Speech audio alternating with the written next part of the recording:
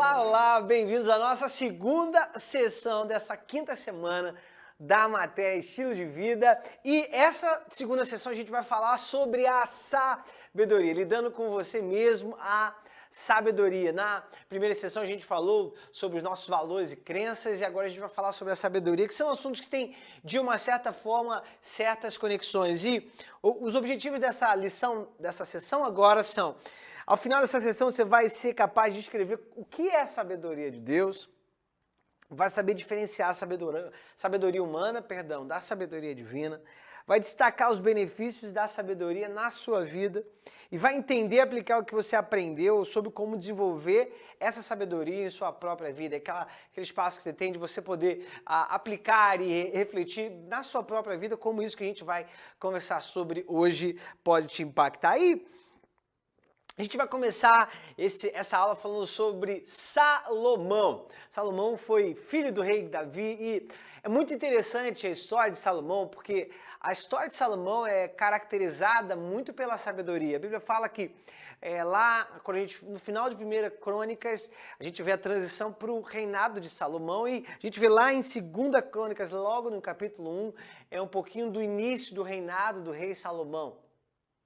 É interessante, a gente vê o próprio rei Davi caracterizava Salomão, o seu pai caracterizava Salomão como uma pessoa inexperiente, provavelmente ele era muito jovem. E diz que Salomão ele teve a oportunidade de pedir algo a Deus. E a Bíblia fala que Salomão pediu a Deus sabedoria. Agora imagina isso. Salomão, o herdeiro de um rei muito rico. Ele podia pedir qualquer coisa que ele poderia imaginar, sonhar.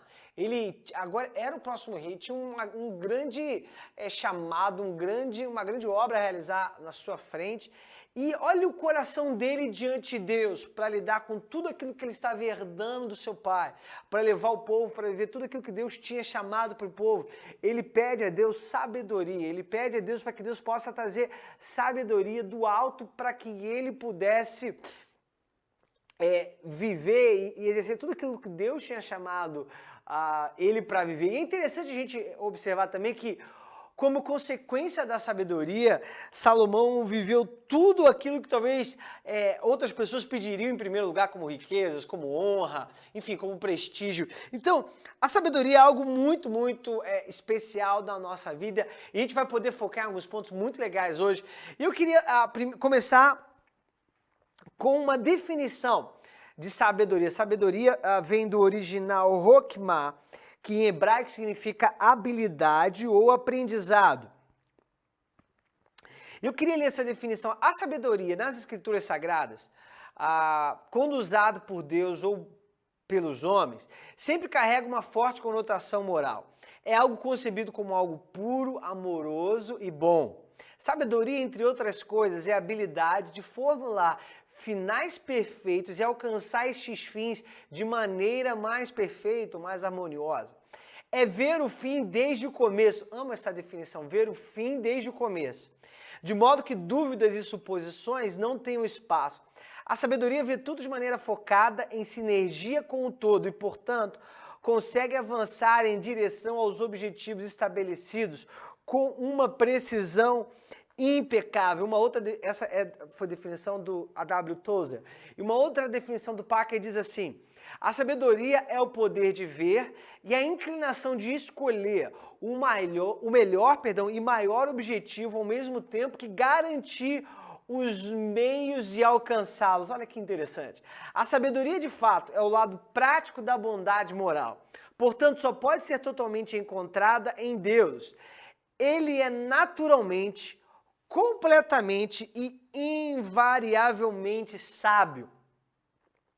Algo muito interessante a gente entender com relação ao termo sabedoria na Bíblia é que o termo sabedoria e conhecimento, eles são mencionados com frequência juntos. Por exemplo, a gente pode ler em Jeremias, no capítulo 10, versículo 12, que diz assim: foi Deus quem fez a terra com o seu poder, firmou o mundo com a sua sabedoria, estendeu os céus com o seu entendimento.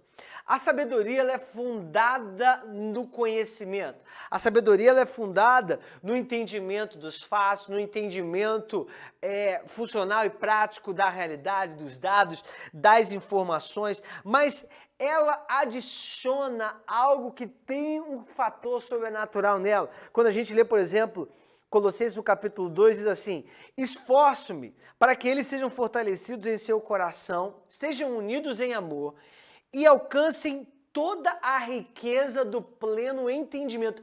Olha que linda essa oração de Paulo pelos Colossenses. E ele continua dizendo assim: a fim de conhecerem plenamente o mistério de Deus, a saber, Cristo.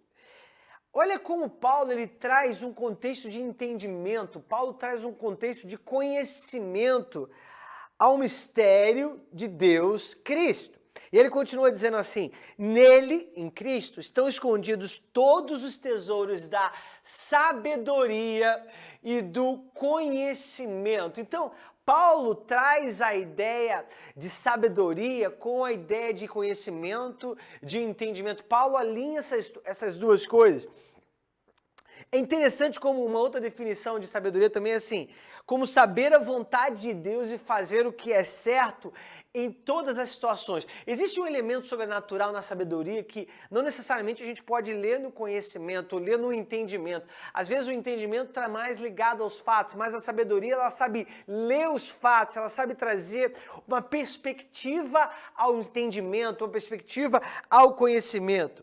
Vamos falar um pouquinho sobre a sabedoria de Deus, porque a Bíblia distingue a sabedoria de Deus da sabedoria do homem. Vamos falar sobre a sabedoria de Deus, a gente pode ler em Jó no capítulo 12, versículo 13, diz assim: Deus é que tem sabedoria e poder. A ele pertence o conselho e entendimento. É interessante a gente ver esse tema sendo lidado no livro de Jó, porque Jó, a gente conhece, eu não sei se você conhece a história de Jó, mas Jó lida com situações que eram difíceis de entender da perspectiva prática. Jó ele lidou com uma situação pessoal que a gente pode entender como sendo injusta, e existe ali, Jó fica doente, Jó perde a sua família, Jó lidar com um contexto muito grande de perdas, e ele tenta lidar com os seus amigos, a Bíblia fala que 3 de seus amigos vêm tentar conversar com ele sobre tudo o que está acontecendo, e existe uma confusão, vamos colocar assim, do ponto de vista de Jó não entender a perspectiva, porque os amigos estavam colocando, da forma como eles estavam colocando, eles trazem o contexto do pecado para a vida de Jó, tentando alegar que aquilo que acontecia com ele estava acontecendo por causa do pecado dele, e Jó tentando se defender, mas, e é interessante como em situações como essa, situações, quando a gente fala na vida, situações que a vida às vezes nos coloca, a gente precisa mais do que fatos, a gente precisa mais do que talvez um conhecimento, a gente precisa de uma sabedoria para poder trazer uma perspectiva divina às nossas informações, ao nosso conhecimento, ao nosso entendimento, talvez humano.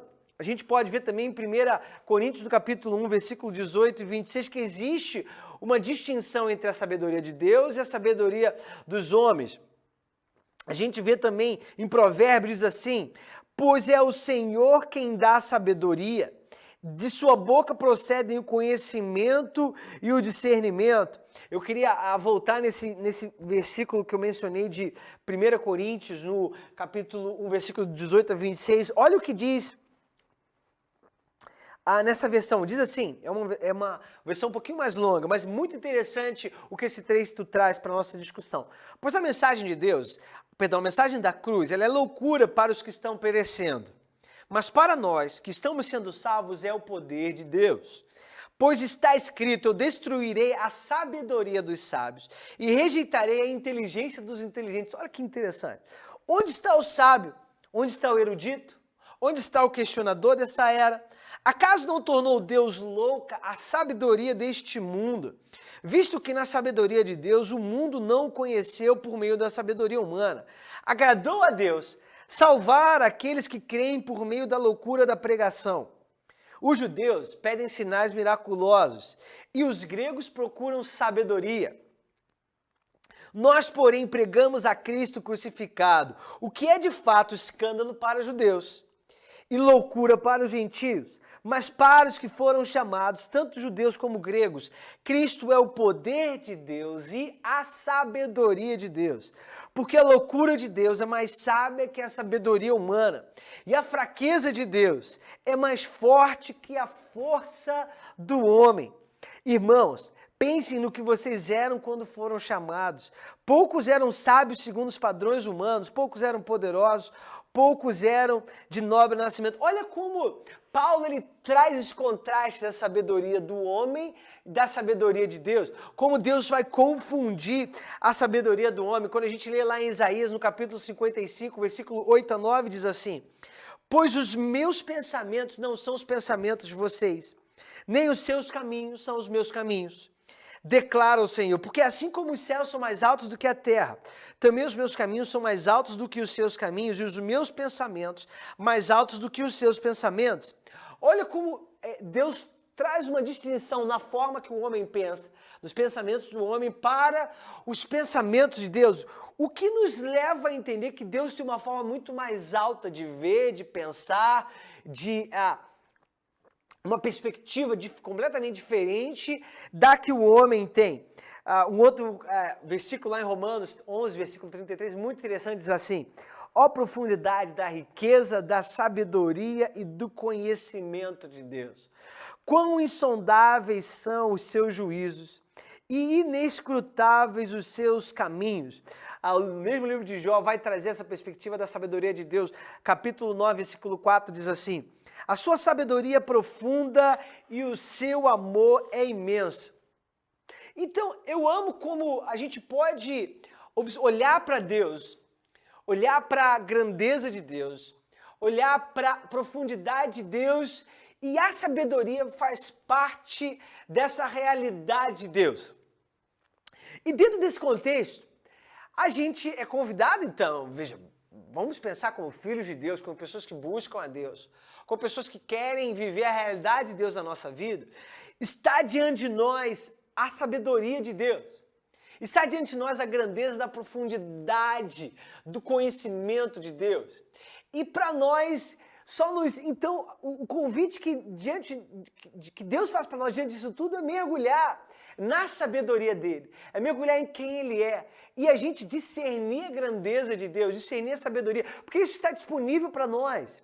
Deus, ele se fez conhecido, Deus quis que nós conhecêssemos a ele, Deus se colocou disponível, Deus se mostrou aberto para que a gente pudesse mergulhar nessa grandeza dele. Então eu queria que a gente agora mergulhasse um pouquinho mais nas características da sabedoria de Deus. Isso vai ajudar a gente a discernir a própria sabedoria de Deus. Então eu queria que a gente mergulhasse lá em Tiago, no capítulo 3, versículo 17, e nós vamos ler duas versões. Diz assim: mas a sabedoria de Deus vem do alto, e antes de tudo ela é pura. Vou até colocar algumas palavras aqui para a gente focar. Ela é pacífica e amável, ela é compreensiva, ela é cheia de misericórdia e de bons frutos, ela é imparcial e ela é sincera. Eu amo que esse versículo ele já começa a caracterizar a sabedoria que é de Deus. Ela é amável, pacífica, compreensiva, flexível. Eu vou ler agora um outro versículo, no mesmo versículo, perdão, numa outra versão, que é a versão da mensagem, que diz assim: a verdadeira sabedoria que vem de Deus começa com uma vida santa e é vista no relacionamento com o próximo. É cheia de gentileza, bom senso, misericórdia e é pra lá de abençoada. Ela não muda com o tempo instável e ela não tem duas caras. Amo que a versão da mensagem traz essa perspectiva, né?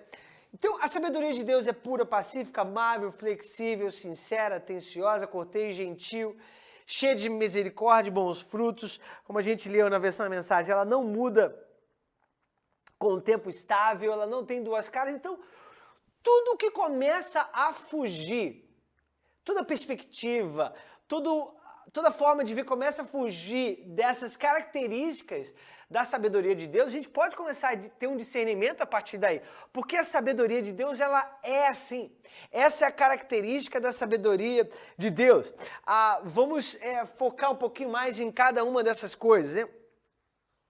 Quando a gente fala sobre a sabedoria de Deus é pura.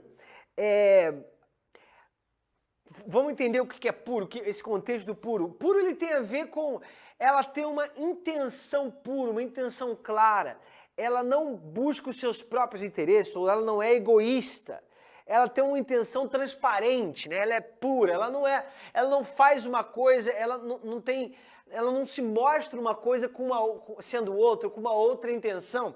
Ela é pura, a sabedoria de Deus ela não é contaminada, por exemplo, como mencionei, pelo egoísmo. Ela não é contaminada por interesses, por outros interesses. A sabedoria de Deus ela é pacífica, né? Ela é amável. Vamos falar sobre isso. Se a gente traz uma perspectiva sobre alguma situação que não é uma perspectiva de paz, uma perspectiva amável, se as nossas palavras elas criam uma discussão, elas talvez criam uma tensão que não é saudável, se aquilo que a gente traz não promove paz, não promove harmonia, talvez isso não é de Deus. Isso não significa que existe falta de confronto, mas nós podemos confrontar em amor, nós podemos confrontar trazendo uma perspectiva do bem comum. A sabedoria de Deus ela é atenciosa, ela é cortês, ela é gentil. A forma como Deus se revela para nós nunca é uma forma impositiva. Ele é gentil, o Espírito Santo ele é gentil. O Espírito Santo, o amor de Deus ele é gentil, ele é cortês. Deus nunca ele se força na nossa vida. Pelo contrário, a Bíblia diz que ele bate a porta. Ele está à porta e ele espera. Diz que ele nos convida para que nós possamos ceiar um jantar junto a ele. Não diz que ele coloca a gente na mesa à força. Então a sabedoria de Deus ela é cortês, ela é gentil. Ela é cheia de misericórdia, ela traz bons frutos, ela é sincera. Né? Como que a gente pode dizer que tem sabedoria se a gente não vive uma vida misericordiosa, com bons frutos? A característica da sabedoria de Deus, né? Quando a gente discerne a sabedoria de Deus, comparando a sabedoria de Deus com a sabedoria humana, com a nossa própria sabedoria, ela é cheia de misericórdia e ela é cheia de bons frutos. E eu queria agora falar um pouquinho quando a gente fala na nossa vida, do benefício e do impacto, do resultado da sabedoria nas nossas vidas, perdão. E é interessante a gente olhar dessa forma porque é muito fácil a gente saber, né, no contexto, ou ter essa clareza da sabedoria de Deus, ter essa clareza daquilo que Deus tem para nós. E às vezes a gente vive com uma distância entre a gente saber do benefício e a gente viver esse benefício, viver o resultado. Eu queria focar em alguns pontos desse benefício, desse resultado na nossa vida, para que a gente possa realmente viver isso em nós de uma forma mais prática. A sabedoria de Deus, ela, em primeiro lugar, ela nos ajuda a entender o que é certo, o que é direito e o que é justo. Provérbios 2:9. Então você entenderá o que é justo, direito e certo, e apresentará os caminhos do bem. Quando a gente vive uma vida onde a gente busca sabedoria, a gente busca entender aquilo que é certo, a gente busca entender aquilo que é correto, a gente busca entender aquilo que é justo. E eu amo que a gente pode pensar nisso na perspectiva não somente da nossa vida pessoal, mas nossas relações humanas, na nossa relação do nosso trabalho, na nossa relação com os nossos amigos de trabalho, na nossa relação na família. A sabedoria ela sempre vai fazer com que a gente possa viver uma vida que é certa, uma vida que é direita, uma vida que busca uma justiça. A sabedoria de Deus, ela sempre é pacífica e ela é amável, ela nos livrará do mal. Quando a gente lê Provérbios 2:16-9, a gente diz assim, a sabedoria o livrará do caminho dos maus, dos homens das palavras perversas. Eu amo que quando você começa a buscar sabedoria, você começa a identificar o caminho dos maus.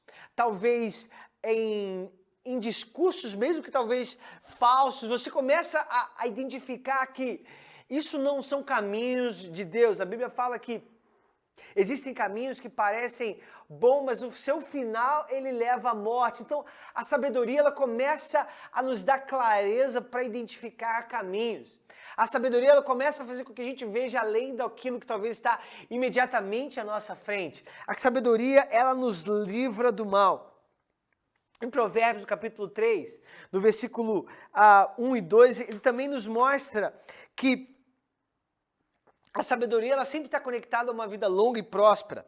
Provérbios 3, versículos 1 e 2 diz assim: Meu filho, não se esqueça da minha lei, mas guarde no coração os meus mandamentos, pois eles prolongarão a sua vida por muitos anos e lhe darão prosperidade e paz. Os mandamentos de Deus sempre são ligados à sabedoria. Os mandamentos de Deus sempre são ligados a nos dar a melhor vida que nós poderíamos viver. E os mandamentos de Deus, a sabedoria, ela está ligada a uma vida longa, uma vida longeva e uma vida próspera. E quando a gente traz isso talvez para uma aplicação, né?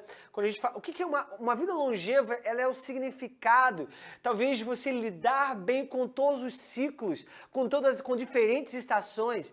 Uma vida longeva, ela caracteriza você talvez enfrentar qualquer coisa que possa vir contra você e mesmo assim você ainda continuar avançando, você consegue ir além, você não é limitado talvez pela próxima onda gigante que possa vir na sua frente e você não sabe se você vai continuar, você vai conseguir passar pela essa próxima onda, essa próxima tempestade. A sabedoria, ela está vinculada a nós lidarmos com onde nós estamos, mas ela sempre nos leva a navegar diferentes estações, ela sempre está ligada a uma característica longeva e próspera de vida.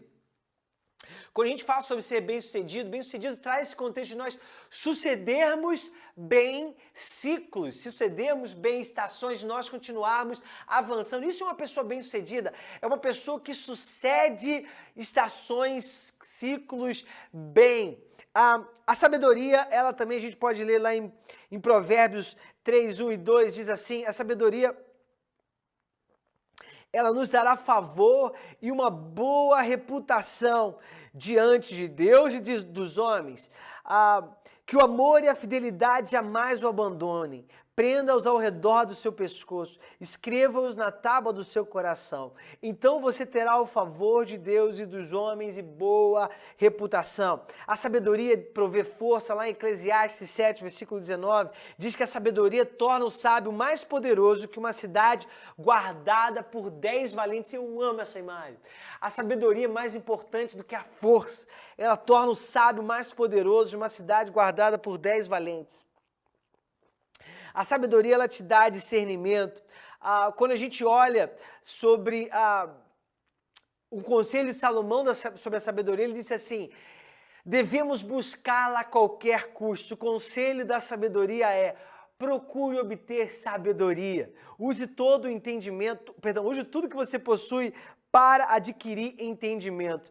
Então eu queria focar aqui em alguns aspectos da sabedoria, ou como que a gente pode desenvolver a sabedoria. Aspectos práticos. O primeiro aspecto que a gente pode desenvolver essa nossa sabedoria é conhecendo a Jesus Cristo. A gente leu lá em Colossenses que em Jesus Cristo estão escondidos todos os tesouros da sabedoria. Quais tesouros da sabedoria e do conhecimento você aprendeu a conhecer mais em Jesus? Como conhecer a Ele te ajudou a fazer a escolha mais sábia? Uma forma de nós desenvolvermos a nossa sabedoria é através do temor do Senhor. Provérbios, no capítulo 1, versículo 7, diz assim, que o temor do Senhor é o princípio do conhecimento, mas os insensatos desprezam a sabedoria e a disciplina. Olha só, o insensato, ele despreza a sabedoria e a disciplina. Em Salmo 111, versículo 10, diz assim, o temor do Senhor é o princípio da sabedoria. Todos que cumprem os seus preceitos revelam bom senso. Ele será louvado para sempre. E quando a gente fala o temor do Senhor, não é temor no contexto do medo. O temor do Senhor é essa nossa santa reverência a Deus. Essa é a nossa santa reverência, a nossa santa expectativa, a grandeza de Deus, a sabedoria que Deus tem, a sabedoria que está nele, para que a partir desse temor, dessa santa expectativa, dessa santa reverência, nós possamos mergulhar. Quando a gente, o temor do Senhor é a nossa expectativa ao que existe em Deus e que nós podemos receber dele. Quando nós tememos a Deus, nós criamos no nosso coração uma expectativa por aquilo que existe nele e nós podemos mergulhar nele. Existem profundezas de sabedoria em Deus. Existem rios de sabedoria em Deus. Existe uma grandeza, como a gente leu todos, olha que imagem, todos os tesouros da sabedoria e do conhecimento estão escondidos em Cristo Jesus. Então a gente nunca conhece demais de Cristo Jesus. A gente nunca pode se tornar familiar demais com toda a grandeza da sabedoria e do conhecimento que está escondido em Cristo Jesus. A gente desenvolve a sabedoria aprendendo também com outras pessoas, com outros homens e mulheres de Deus. A gente vê em Provérbios 1, versículos 8 e 9, diz assim: ouça, meu filho, a instrução de seu pai e não despreze o ensino de sua mãe. Eles serão um enfeite para a sua cabeça e um adorno para o seu pescoço. Eu amo a imagem que esse versículo traz com relação a quando a gente cria uma apreciação, quando a gente aprecia a instrução do nosso pai, e quando a gente não despreza o ensino da nossa mãe, isso nos traz benefícios. Olha que bonito isso, você será um enfeite para a sua cabeça, um adorno para o seu pescoço. Existe uma projeção de como isso vai afetar, talvez a forma como as pessoas nos veem, porque ele está falando sobre adorno, sobre beleza, sobre, enfim, acessórios que trazem atração. Isso talvez vai criar atração em nós. Uma outra forma da gente desenvolver a nossa sabedoria é sendo humildes. O Provérbios 11, versículo 2 diz assim: quando vem o orgulho, chega a desgraça, mas a sabedoria está com os humildes.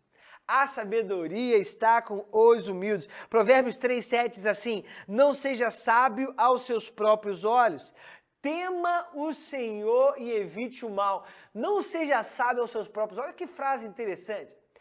A gente não deve se considerar sábio, a gente deve ansiar, a gente deve buscar pela sabedoria. E como a gente leu no versículo anterior, deixar que isso seja algo que as pessoas reparem. O orgulho, ele é o oposto da sabedoria. Então, a sabedoria é esse senso de que nós sempre temos algo a buscar, algo a aprender, algo a nos aprofundar. Nós desenvolvemos sabedoria orando. Efésios capítulo 1, versículo 17 a 19, diz assim: eu peço a Deus, peço que o Deus de nosso Senhor Jesus Cristo, o glorioso Pai, lhes dê espírito de sabedoria e de revelação, no pleno conhecimento dele. Então, quando nós oramos, nós recebemos sabedoria de Deus. Nós também recebemos e desenvolvemos sabedoria lendo e obedecendo a palavra de Deus. Josué, capítulo 1, versículo 8, diz assim: não deixe de falar as palavras deste livro da lei e de meditar nelas de dia e de noite, para que você cumpra fielmente tudo o que está nele escrito. Só então os seus caminhos prosperarão e você será bem-sucedido. Olha como Josué trouxe essa perspectiva de que quando nós meditamos na palavra de Deus, nós desenvolvemos a sabedoria e nos tornamos bem-sucedidos. E eu queria terminar com o Salmo 119, versículos 97 a 100, que diz assim: como eu amo a tua lei, eu medito nela o dia inteiro. Os teus mandamentos me tornam mais sábio que os meus inimigos, porquanto estão sempre comigo, os mandamentos de Deus. Tenho mais discernimento que todos os meus mestres, pois medito nos teus testemunhos. Na história de Deus, tenho mais entendimento que os anciãos, pois obedeço aos teus preceitos. Que linda essa imagem, que ao mergulharmos na palavra de Deus, nós vamos nos encher de sabedoria. A sabedoria, ela é essencial para a gente viver uma vida que agrada a Deus. A gente precisa discernir o que é a sabedoria de Deus, como nós lemos no início, e procurar desenvolvê-la nas nossas vidas. Eu espero que você desenvolva no seu coração essa expectativa pela sabedoria que está em Deus. Esse senso, santo senso de humildade que nós podemos ter, onde nós nunca sabemos demais, onde nós nunca chegamos, mas todos os mistérios da sabedoria e do conhecimento estão escondidos em Deus, e isso em si é um convite para nós mergulharmos na grandeza dele, para nós descobrirmos onde está em Cristo Jesus todos os tesouros da sabedoria e do conhecimento de Deus. Então, eu espero que você tenha sido encorajado e animado a buscar a ser uma pessoa mais sábia. E então, que Deus abençoe essa palavra, que ela possa no seu coração te encher de toda a grandeza de Deus. Deus te abençoe.